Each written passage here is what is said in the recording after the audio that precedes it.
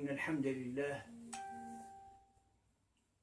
لله الواحد الأحد الفرد الصمد الذي لم تكن له صاحبة ولا ولد وخلق كل شيء فقدره تقديرا. نحمده حمد الحامدين ونشكره شكر الشاكرين، ونسأله سبحانه وتعالى الثبات في القول والفعل والسلوك والعمل. اللهم إننا نسألك الخير كله ونعوذ بك من الشر كله، ونصلي ونسلم على سيد الأنام محمد بن عبد الله عليه الصلاة والسلام، خير البشرية اصطفاه الله عز وجل واختاره ليكون كلمته الأخيرة إلى البشرية، فأدى الأمانة وبلغ الرسالة ونصح الأمة ومحى الظلمة وتركنا على المحجة البيضاء. اللهم صل وسلم وبارك على سيدنا محمد وآله وصحبه أجمعين. أما بعد، أيها الإخوة الكرام الأحبة، أينما كنتم وحيثما كنتم، السلام عليكم ورحمة الله وبركاته.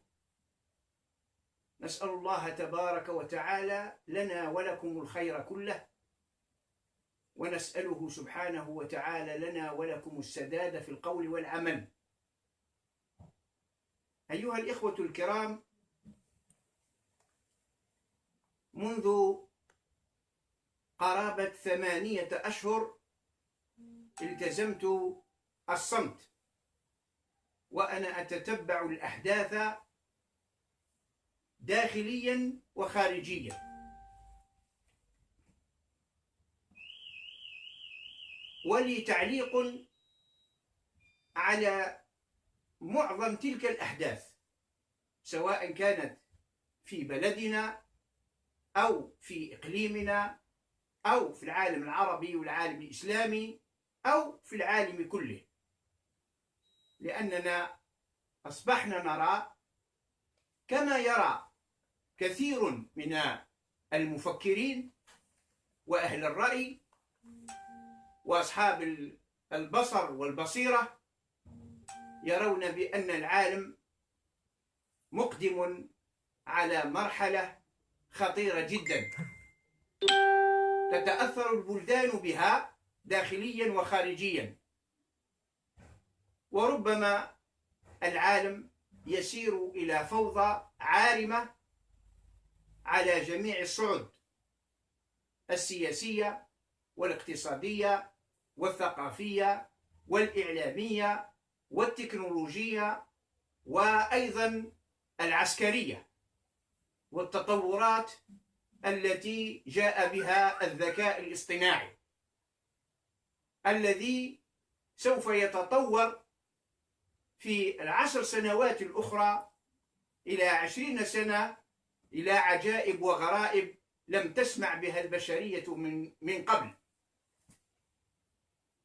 وهذه المراحل المفروض على الساسة في البلدان أن توليها الاهتمام الأكبر، لأن القادم أخطر بكثير مما نتصور.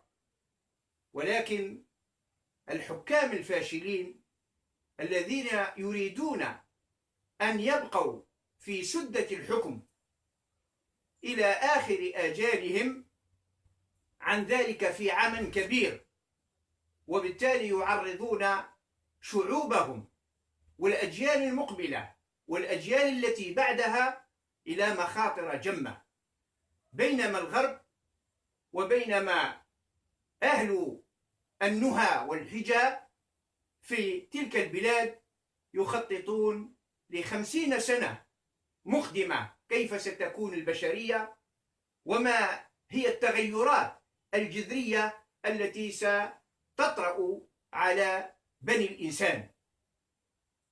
والعجيب كان الواجب منذ الأيام الأولى للاستقلال في العالم العربي والعالم الإسلامي والجزائر بصفة أخص أن يفكروا في أجيال لم تخلق بعد، لكن هؤلاء كانوا يفكرون في أنفسهم وفي الاستيلاء على الحكم بشتى الوسائل وشتى الطرق، وإذا استولوا على الحكم فإنهم يخططون ليبقوا فيه إلى سنوات وإلى عقود أكثر فأكثر.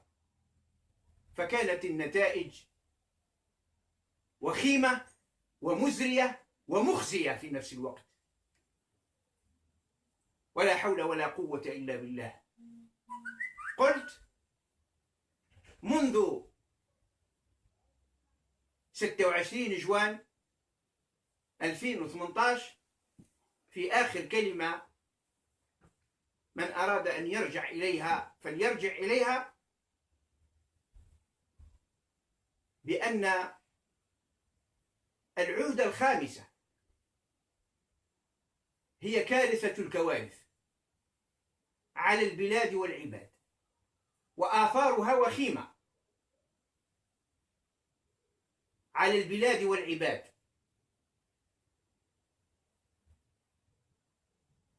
وقبل أن أتحدث بذلك أود أن أترحم على موت المسلمين، سائلا المولى عز وجل أن يتغمدهم بوافر رحمته، هذا على وجه العموم. وأترحم أيضا على سائر موتى المسلمين من إخواننا الذين منعنا من حضور جنائزهم ظلما وعدوانا، ومنهم الأقارب. كل هذا جراء الظلم والاستبداد والطغيان في منع الناس من ممارسة حقوقهم المشروعة. هذا بالنسبة إلى التذكير بما نحن مقدمون عليه. حدث البارحة ليس حدثا سهلا أو بسيطا، إنه حدث خطير، وحدث سوف نرى نتائجه. لا أقول فقط حتى ولو تم، لأن الذين رشحوا الرئيس وهو في غفلة من أمره ولا يدري ما يدور حوله، هؤلاء مجرمون. هؤلاء مجرمون، سواء كانت الحكومة بطاقمها بأكمله أو الأحزاب التي رشحت بأكملها أو التي ساندت أو الأبواق الإعلامية. هؤلاء جميعا مجرمون، لأنهم يعرفون أنه ليس عندنا رئيس. ليس عندنا رئيس، الرئيس ميت في الحكم الميت. فكيف نطبل ونهلل على أساس أن الرجل ما زال حيا يرزق؟ لو كان حيا ولو كانت له جميع القدرات العقلية والجسدية والنفسية يتوفر عليها، لما رضي لنفسه أن يتحدث باسمه آخرون، بل هو يبرز إلى الناس ويتحدث معهم. إن الذين رشحوه، لا أتحدث عن الذين رشحوا والذين طلب منهم أن يصوت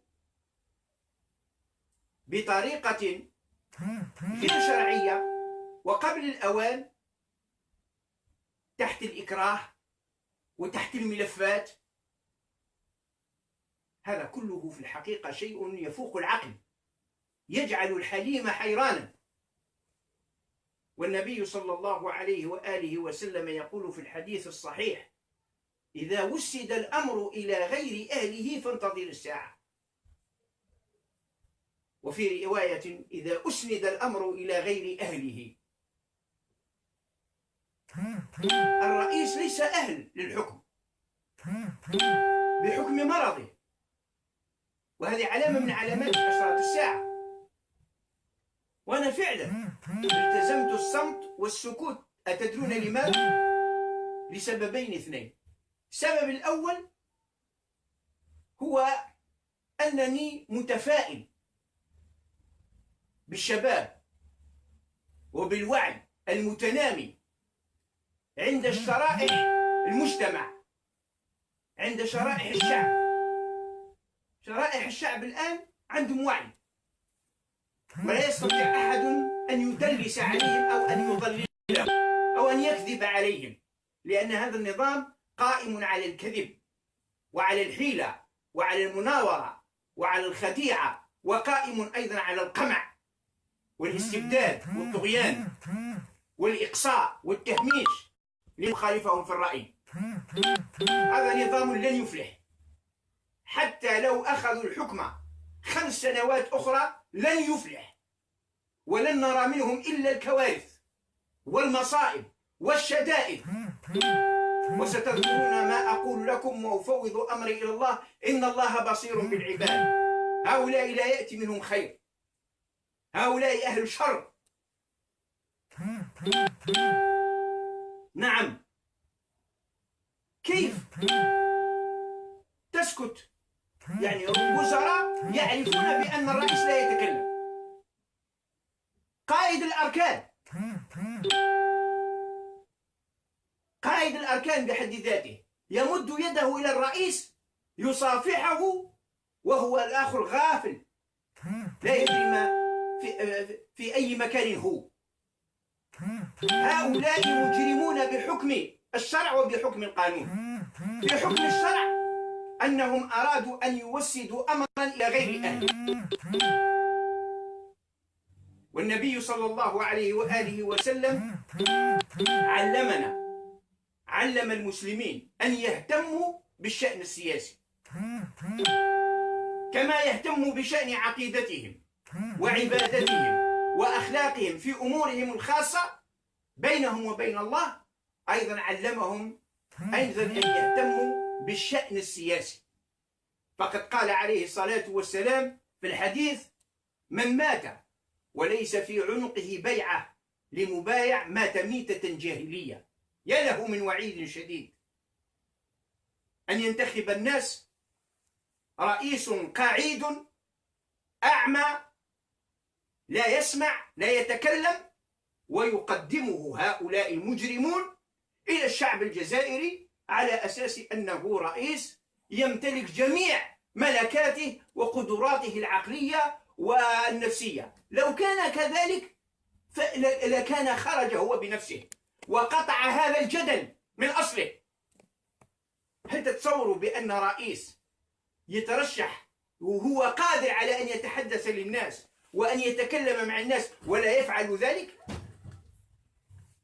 إذن ما دام رانا ربما منا ل20 سنة لن يكون في العالم حاكم، لن يكون في العالم حاكم من الحكام. سوف يكون عندنا روبوت. ممكن في منا 20 سنة يولي عندنا الحاكم ننتخبه روبوت، كله يدير برنامج وروبوت هو اللي يمشي ويتكلم، مثل ما عندنا الروبوتات في المطاعم في الصين، ومثل ما عندنا الروبوتات أصبحت الآن تذهب إلى القمر وتذهب إلى المريخ. ممكن يجي نهار من النهارات ما يوليش عندنا رئيس بشري يأكل ويشرب ويمشي في الأسواق ويشعر ويحس وعنده إحساس إنساني، يولي آلة من الآلات، حيادي لأن الآلة حيادية. إذن هل يعقل أن يسكت الناس؟ ولذلك أنا ما سكت. بعض الإخوة جزاهم الله خيرا كثيرا ما يقولون لماذا لا تتكلم. أنا أقول وأعيد القول بأنني لا أحب أن أدخل في العالم الافتراضي، لأن العالم الافتراضي الإنسان يعمل في الميدان ثم يغطيه العالم الافتراضي. أما أن الإنسان فقط حياته كلها في العالم الافتراضي، هذا في الحقيقة شيء لا أراه ولا أحبذه. هذه المسائل ينبغي علينا أن ندركها. ولذلك أقول لإخوتي في الله تبارك وتعالى إنني لم أسكت وما يمكن لي أن أسكت، ولكنني كنت مستبشر وما زلت مستبشر بالوعي المتصاعد عند الشباب وعند عموم الشعب الجزائري. لهم وعي وعندهم دراية ويعرفون أن كل هذا، لا أقول مسرحية ولا أقول مهزلة ولا أقول محزنة، هذه أمور محزنة ينبغي أن يحزن الجميع أنه وصلنا في الجزائر إلى أن يترشح رئيس مقعد لا يستطيع أن يقوم بحوائجه لنفسه، فكيف يقوم بحوائج الشعب الجزائري بأكمله؟ هذه سبة للشعب الجزائري، هذه إهانة للشعب الجزائري، هذا استفزاز للشعب الجزائري. ولذلك في الحقيقة السكوت في كثير من الأحيان، عندما أرى مثل ما قال الإمام الشافعي رحمه الله، قال: وددت لو أن هذا العلم انتشر ولا ينسب لي منه شيء. ربما تحدثت في وقت من الأوقات لأن ربما هناك موضوعات، لكن الآن رأيت الأطفال والكبار والرجال والنساء والصغار والكبار يعرفون الحقيقة. الحديث ليس شهوة من الشهوات، كل يوم نتحدث. بعض الناس أصبح عندهم الحديث شهوة من الشهوات. والنبي صلى الله عليه وسلم يقول في الحديث: من كان يؤمن بالله واليوم الآخر فليقل خيرا أو ليصمت. الصمت عبادة، لأن الصمت يتركك تفكر وتنظر. أما أن يتحدث الإنسان بمناسبة وغير مناسبة ويصبح الكلام لمن هب ودب، هذا شيء في الحقيقة ينبغي علينا أن نراجع فيه أنفسنا على المستوى الشخصي وعلى المستوى الناس اللي يشتغلوا بالسياسة. ولذلك حتى كان يتصلوا بي بعض القنوات هنا وهناك، منهم حتى المغاربية تتصل بي، ولكنني أمتنع عن الكلام، وهم يتصلون خلافا لما يروج الكثير من الناس ممن في قلوبهم مرض، يقولون لقد قوطع أو منع أو شيء من هذا القبيل. لا، هذا لا، هم يتصلون بي جزاهم الله خيرا، ولكنني أنا كنت ممتنعا عن الحديث في الإعلام ما عدا تدخلين في قضية خارجية لا أكثر ولا أقل. لكن اليوم يجب أن نكسر جدار الصمت، ويجب أن نصدع بكلمة الحق، ويجب أن نقول الحقائق كما هي. فقد كان بعض علماء السلف الصالح رضي الله عنهم يعتزل الناس 20 سنة، ولكن إذا جاء الجد ويرى بأن هناك منكر كبير سيحدث فإنه يكسر عزلته ويكسر صمته ويتحدث. لكن هذا السبب الأول لهذا السكوت، لأننا في الحقيقة رأيت الشباب يعرفون ويتحدثون عن الوضع السياسي المتردي، ويتحدث حتى الأطفال الصغار رأيناهم على القنوات، الأطفال الصغار سنة في الابتدائي يتحدثون وينددون. إذن هذا لم يكن إحنا في وقتنا، في زمننا لم يكن. ربما كان الإنسان في عمره 20 سنة 30 سنة يستحي أن يتحدث في مكبر الصوت ولا في التلفزة ولا في المذياع، لا تسمع صوته حتى في البيت إذا حضر الوالد أو الجد أو الجدة أو نعم. لكن عندما تصل المفاسد إلى درجة معينة فهنا السكوت يعتبر الساكت عن الحق شيطان أخرس، كما أن المتحدث بالباطل شيطان ناطق. عندنا شياطين، هؤلاء الذين رشحوا الرئيس هؤلاء مجرمون بحكم الشرع وبحكم القانون وبحكم الدستور وبحكم الأخلاق بجميع الأحكام. ما هو السبب؟ هؤلاء يعرفون بأن الرئيس لا يتحدث ولا يتكلم ولا يدري من أمره شيء، ويبرزونه للشعب الجزائري كأن الرئيس في كامل القدرات، وأنه يتحدث وأنه يكتب وأنه يبعث بالرسائل. هذه كارثة لم تحدث في تاريخ البشرية إلى يوم الناس هذا، أن يرشح ميت للشعب الجزائري لينتخبه، كأن الشعب لا ينتخب على ميت إلا شعب ميت، ولكن سوف يبرز الشعب الجزائري أنه شعب حي ولن يعطي صوته لميت مهما كانت الأمور. سبحان الله. في أي بلد نحن؟ في أي زمان نحن؟ في أي عصر نحن؟ هذه سابقة ما لها يعني في الحقيقة مثيل ولا نظير. نعم، أعرف بأن شجرة الدر عندما توفي الملك، زوجها كان الملك، أخفت وحكمت باسمه، ولكن في وقت معين. هذا ميت في عنده عهدة بأكملها، لم يتحدث ولم يتكلم إلا عن طريق الرسائل، والرسائل لا يكتبها هو، نحن لم نشاهده يكتب رسائل، لم نشاهده يكتب رسائل. وما خطها بيمينه؟ خطها العصابة التي اختطفت رئيس الدولة.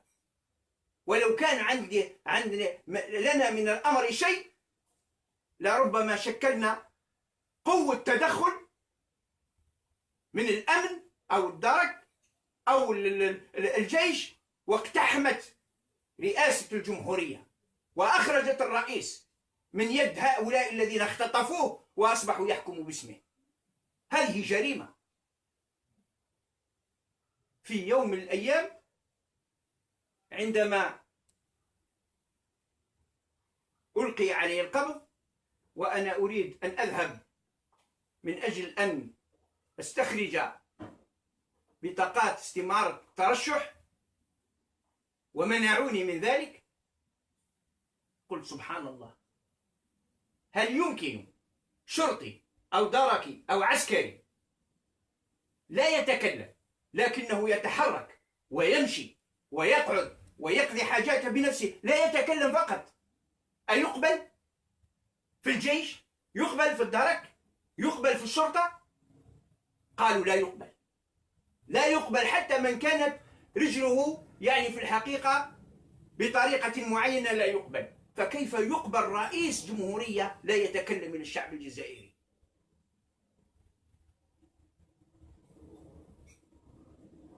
هؤلاء يقول مجرمون لأنهم رأوا جريمة ولم يبلغوا عليها.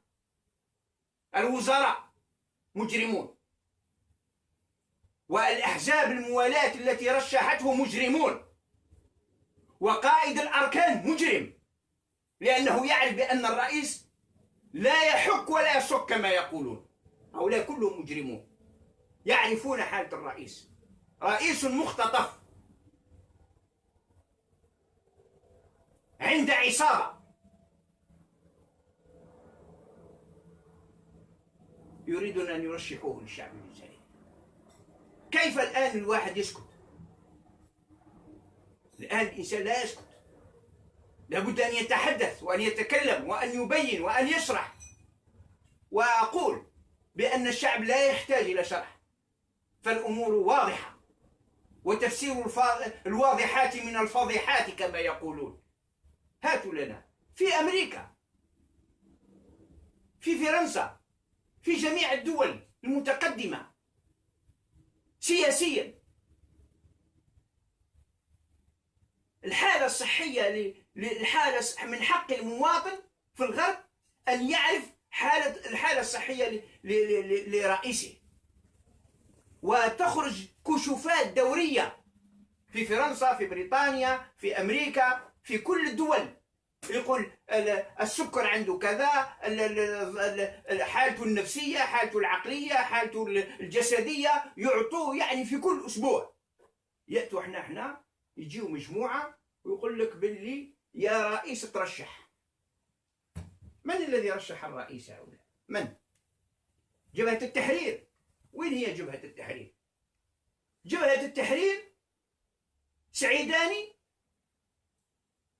عندما أقيل قالوا أنه مريض، رغم أن الرجل يتكلم ويمشي ويأتي.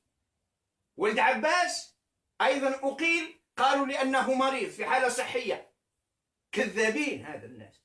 عندنا نظام كذاب، نظام كذاب يكذب على الشعب الجزائري عيني عينك بدون حياء. والنبي صلى الله عليه وسلم يقول إذا لم تستحي فاصنع ما شئت.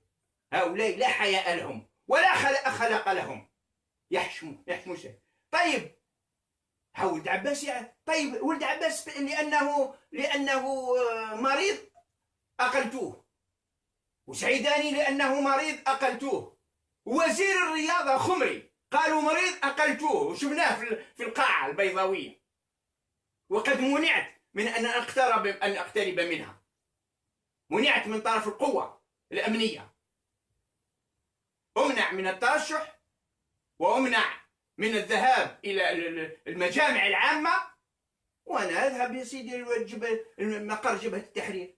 هؤلاء تنقصهم الحجة فليجادلوا وليناقشوا، بالعكس فليجادلوا وليناقشوا. هذا الجيش، هذا النظام يتترس بالأجهزة الأمنية، يتترس بالأجهزة الأمنية. هذا نظام جبان. أنا الذي لم يوقفني أحد، أوقفني الأمن بأمر من الساسة، وأمر غير قانوني وغير دستوري وغير شرعي وغير كذا. ما هذا؟ هذا ظلم، هذا استبداد، وما يليق لنا أن نسكت عن هذا، لا يليق. ولذلك أقول اسمحوا لي أنني محتاج الآن يعني الشيعة هذه دسيعة، هذه إحدى الكبر، هذه كارثة يعني كارثة عظيمة قاصمة للظهر. شعب جزائري 44 مليون، قارة فيها كل الخيرات، عقلت البلاد هذه لا تجد إلا بوتفليقة. واحد يتكلم يقول لا تسيئوا إلى بوتفليقة إنه مريض. هو الذي أساء إلى الشعب الجزائري، هو الذي جعله أضحوكة عند الأمم وعند الشعوب، هو الذي أساء إلى الشعب. طيب إذا أساء أحد عنده حق بعض الناس يسيء إليه. لماذا؟ لأنه أساء إلى نفسه، لأنه لم يحترم نفسه، لأنه غير الدساتير على مقياسه، لأنه جاء كطاغية من الطغاة، خنق الشعب الجزائري بقفاز من حديد، خلاف العسكريين. العسكري كان يخرج مباشرة، عسكري يخرج، لكن هذا استطاع بالقفاز من حرير أن يخنق الشعب الجزائري وأن يريده هذه الموارد. وكل الناس يقول، ونحن لا نريد أن نتكلم الآن.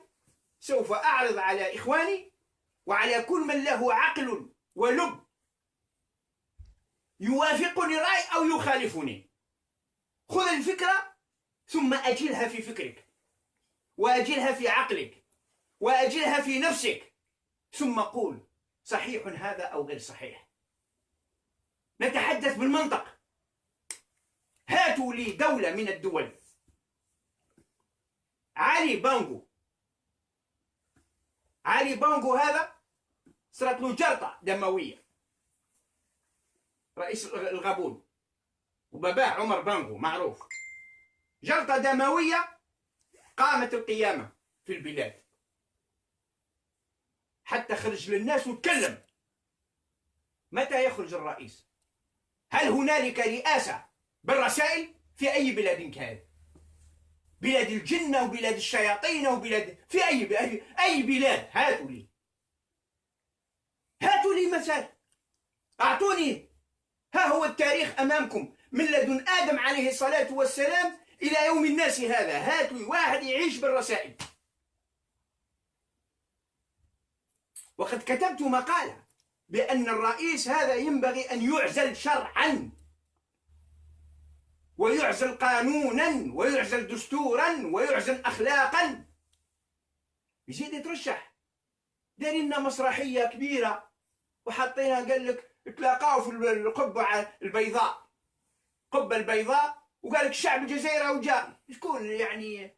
أنا قلت لهم للشرطة، قلت لهم هل الشعب الجزائري كله موجود في هذا القاعة البيضاوية لاكوبول هذه؟ سيتي مالكي مع تعمرها في 10 مرات قريبة منها. بن جراح، الحراش، جمعوا ناس جمعا واجتمعوا في مكان. هذه عصابة، وأنا أتحداهم وأقول بأنهم مجرمون، لأن من يرى جريمة ولا يبلغ عليها شريك فيها. الوزير اللي يشوف باللي الرئيس لا يتكلم ولا يسلم ولا يأخذ ولا يعطي، هذا ويسكت على هذا ويخرج ويتكلم للناس. الرئيس فخامة الرئيس اللي يجي لازمة من اللوازم. اللي يتكلم لابد يقول فخامة الرئيس المجاهد الأب. هذا تملق، هذا نفاق سياسي.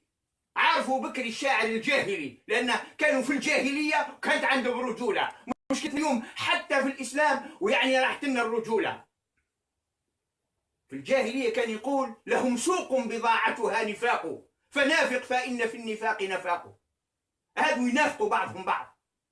انتم تتصوروا باللي هذا الأربعة تاع الموالاة اللي جاوا في لاكوبول يعني عارفين باللي بوتفليقة حي يرزق، شافوه، تكلموا معاه، خذاوه وعطاو معاه. والله لو كان الرئيس فيه بقية منهم كانوا على الأقل يجيبوه ثم لاكوبول، يجيبوه بالكرسي ويسمعونا واش يتكلم.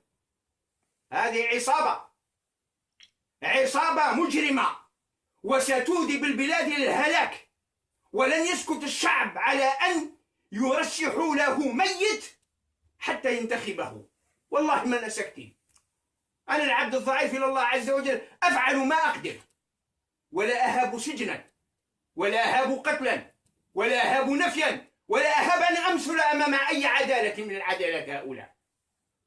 هؤلاء مجرمون. آخرها بعد يعني الجزائر التي قدمت التضحيات في تاريخها كلها باش يكون نيفها شم الأنوف من الطراز الأولي، أردتم أن تجعلوا أنفنا في الرغاب. قاتلكم الله ولعنكم الله وأخزاكم في الدنيا والآخرة، ويوم يقوم الأشهاد تقدمون لنا رئيس ميت. عمر بن الخطاب رضي الله عنه، وما أدراك. عمر بن الخطاب رضي الله عنه عندما طعنه المجوسي أبو لؤلؤ المجوسي، أتدرون؟ وجاءوا له بالطبيب وشرب اللبن، فخرج اللبن مع الصديد. قال له اعهد يا أمير المؤمنين. أتدرون ماذا قال؟ قال لابنه عبد الله بن عمر رضي الله عنه: يا عبد الله، اذهب إلى عائشة أمنا عائشة رضي الله عنها وقل لها يقول لك عمر، ولا تقل لها يقول لك أمير المؤمنين. قولي لها يقول لك عمر، ولا تقل لها يقول لك أمير المؤمنين، فإنني اليوم لست بأمير. الوضعية الصحية نتاعي والمقدرة نتاعي ما نستطعش يكون أمير. انتهى، أنا في حكم الميت. واستأذنها في أن أدفن بجوار قبر رسول الله صلى الله عليه وسلم وأبي بكر الصديق رضي الله عنه. انظر، ما كانش عندهم دستور. عمر بن الخطاب ما عندهم شيء مكتوب، ولكن عندهم مبادئ مكتوبة في القلوب والعقول. الدساتير ليست شيئا، اكتب دستور، اكتب قانون، الحروف ليست شيئا، القوانين تكتب في القلوب وفي العقول. هؤلاء ليس لهم عقول. هكذا قال لها عمر بن الخطاب رضي الله عنه: قل لها يقول لك عمر، ولا تقل لها يقول لك أمير المؤمنين، فإنني اليوم لست بأمير. هذا إبداع. هذا هو الدستور، الدستور الأخلاقي. احنا عندنا سياسة بلا أخلاق، سياسة ميكيافيلية، أكذب على الشعب. ونقول لكم بكل صراحة يا إخواني، الأنظمة العربية هذه هي المسؤولة على كل الفوضى الموجودة في العالم العربي منذ الاستقلال، لأن هذه الأنظمة تعتقد بأن الشعوب قاصرة، وأن الشعوب لم تبلغ سن الرشد، وأنها لا تفقه شيئا، وأنها ينبغي أن تساس بالعصا. نعم، يكتبون لها دساتير، يكتبون لها قوانين كأحسن ما يكون، يأخذونها من بلجيكا، من فرنسا، من أمريكا، من القانون العالمي لحقوق الإنسان، الديبجة، كل شيء من السهولة أن يكتبون. لكن الذي يمارسونه في الميدان عكس ذلك تماما. هم يعتقدون، ولكنهم لا يصرحون بما يعتقدون، يعتقدون أن الشعوب العربية والشعوب الإسلامية شعوب لا يمكن أن تساس إلا بالعصا.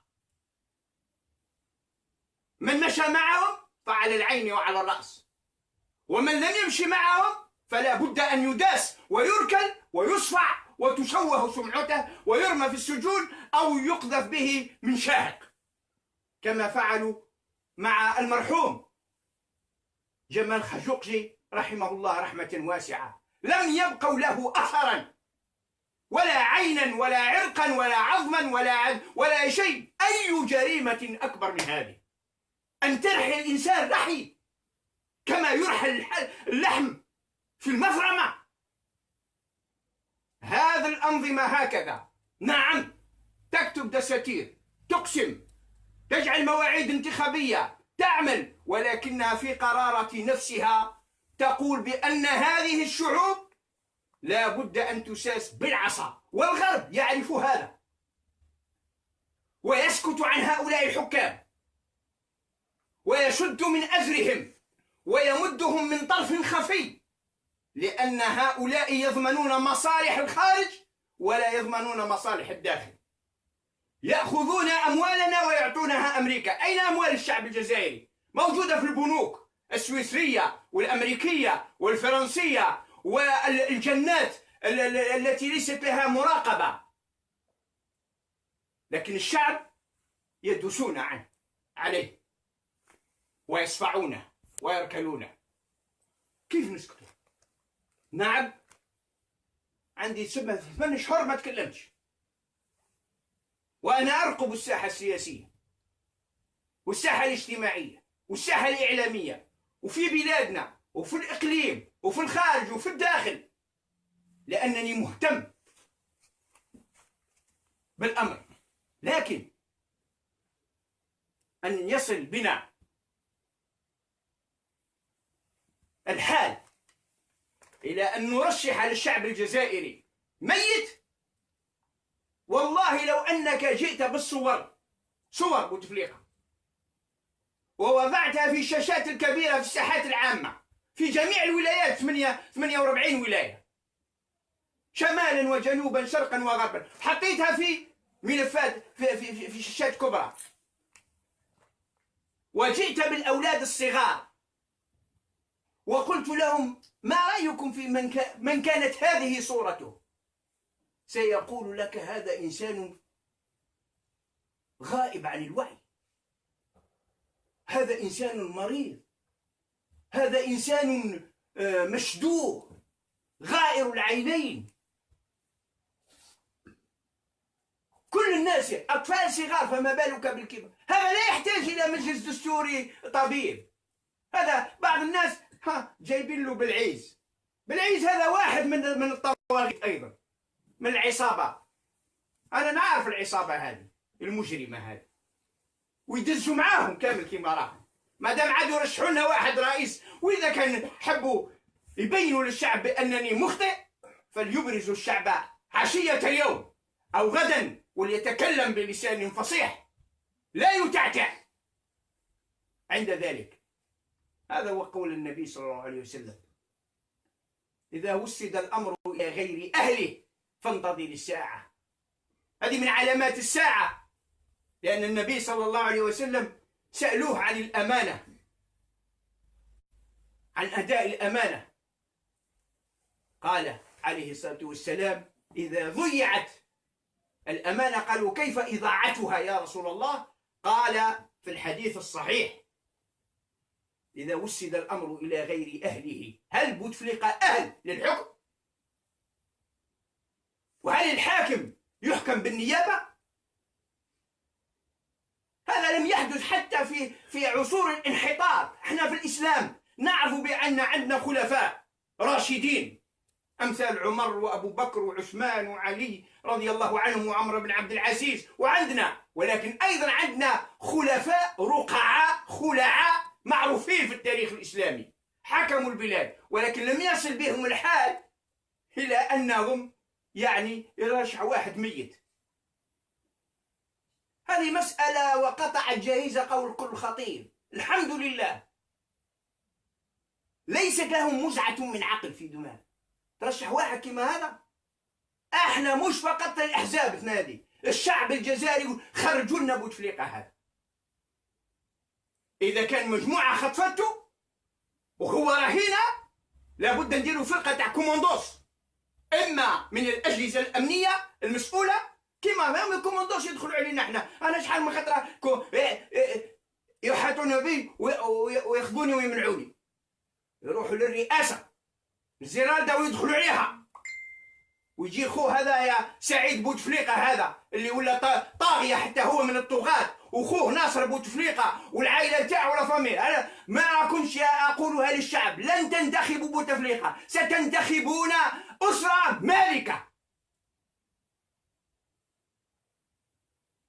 تمدد لنفسها ولا تمدد لبوتفليقة. أما أخذتكم العبرة والعظة من رئيس المجلس الدستوري؟ رئيس المجلس الدستوري مبلسي الذي وقع على العهدة الرابعة لبوتفليقة، أين هو الآن؟ هو بين يدي الله، وسيحاسبه الله عز وجل أنه ولى على الشعب الجزائري وكذب على الشعب الجزائري وقال الرئيس صحيح وهو ليس بصحيح، وسيحاسبه الله عز وجل. أبو بكر وعمر وعثمان وعلي والخلفاء الراشدين والحكماء العادلين في التاريخ الإسلامي، رغم صلاحهم وتقواهم كان يخاف الواحد فيهم يدخل يقول: وقيل ربي مش حيدخلني للجنة. احنا الجنة هذه درناها لمن هب ودب، يرتكب الموبقات كلها، يستهزأ بالإسلام، يستهزأ بالقرآن، يستهزأ بالحديث، يستهزأ بأبو هريرة، يستهزأ بكبار الصحابة، ولا يطعنوا في القرآن وفي الموائد المستديرة. واحنا كي ننتقدوا الأنظمة السياسية قالوا: انت يا متشدد. صار أنتم من سمح لكم أن تنتقدوا القرآن؟ من سمح لكم أن تنتقدوا حديث رسول الله صلى الله عليه وسلم؟ قاتلكم الله. تسمحون لأنفسكم باسم حرية التعبير أن تنتقدوا ديننا وإسلامنا وأخلاقنا، ولا تسمحون لنا نحن لا أن ننتقد الإسلام، أن ننتقد النظريات الأرضية السياسية والاقتصادية ولا الثقافية. لا لما تقول له قال الله قد يستهزئ، قل له قال جان جاك روسو، قل له قال مونتسكيو، قل له قال مثلا إيمي زولا ولا فيكتور هيغو ولا بالزاك ولا قال آدم سميث ولا هوبس ولا هذا يقف. احنا عندنا الآن إما أن نقلد في الإسلام دون وعي، وإما أن نقلد من الغرب دون وعي أيضا. نقل هؤلاء ينقلون دون وعي، وهؤلاء أيضا ينقلون من الغرب دون وعي. أنا ما زلت نتذكر في يوم من الأيام لما تكلم الشيخ عبد اللطيف سلطاني رحمه الله على الاشتراكية وانتقدها، وألف كتابا سماها المزدكية أصل الاشتراكية. قالوا هذا متطرف، كيف يقول الاشتراكية يعني وعوقب الرجل ومنع من الإمامة ووضع تحت الإقامة وشوهت سمعته وقالوا فيه منكرا من القول وزورا لأنه تجرأ على الاشتراكية. أين هي الاشتراكية الآن في العالم؟ هاتوها لي. أين هي الاشتراكية الآن؟ حتى كوبا عدلت دستورها وسوف يعني قريبا سوف كوبا اعترفت باقتصاد السوق. كوبا تعترف باقتصاد السوق. ما هذا؟ روسيا رأيناها 70 سنة تاع اشتراكية وحكم البروليتاريا والسوفيتات وشيء من هذا القبيل. يعني هؤلاء يسمحون لأنفسهم بنقد الإسلام، نقد القرآن. والله لو نقدوا عالما في مسألة فقهية لهان الخطب، كل يؤخذ من قوله ويترك إلا صاحب هذا القبر. أما أنهم يجرؤون على نقد الإسلام ونقد القرآن ونقد السنة ونقد الشريعة، ولكنهم لا يسمحون لغيرهم. الآن هناك إرادة لتغريب الإسلام، يحبوا يجعلوا الإسلام غربي ويبحثون في الآيات والأحاديث وكذا. ماذا؟ هذا كما الحجاج بن يوسف هذا الطاغية. حجاج بن يوسف ماذا قال؟ أتدرون ماذا قال هذا الطاغية؟ قال لا للناس طاعتنا أوجب من طاعة الله، طاعة ولي الأمر أوجب من طاعة الله. قال له كيف هذا؟ الرجل تعسيف ويقتل. كيف هذا؟ قال له طاعة الله جعلها الله عز وجل مقيدة، طاعتنا نحن لم يقيدها.